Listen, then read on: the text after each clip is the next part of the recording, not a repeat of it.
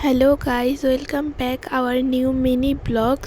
তোমাদের প্রথমেই জানাই দোল পূর্ণিমার অনেক শুভেচ্ছা। তো আমরা এখানে প্রথমে ঠাকুরের চরণে আবির দিয়ে, বড়দের পায়ে আবির দিয়ে চললাম দোল মন্দিরের কাছে।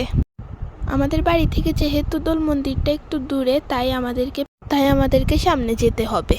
তোমাদের সাথে কথা বলতে বলতে পৌঁছে গেলাম দোল মন্দিরের কাছে। সবাই এখানে দোল মন্দির প্রদক্ষিণ করতেছিল আর উপরে আবির দিতেছিল এবং প্রণাম করতেছিল দোল মন্দিরকে।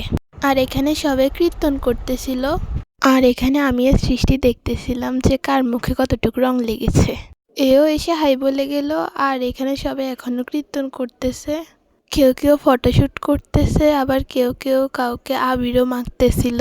কমেন্টে জানাবে কিন্তু তোমাদের এখানে এই দোল উৎসব বা হোলি উৎসবটা কিভাবে পালন করা হয়।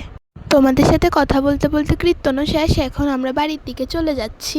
এই যে দেখো, এনারা হচ্ছেন আমার মা আর আমার খুকুমা। তোমাদের সাথে কথা বলতে বলতে বাড়িতেও চলে আসলাম।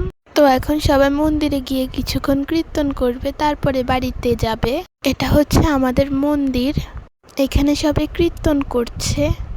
ইনি হচ্ছেন আমার একজন ঠাম্মি। এরপর আমরা কিছু ছবি তুলেছিলাম, তো তোমরা ছবিগুলো দেখো।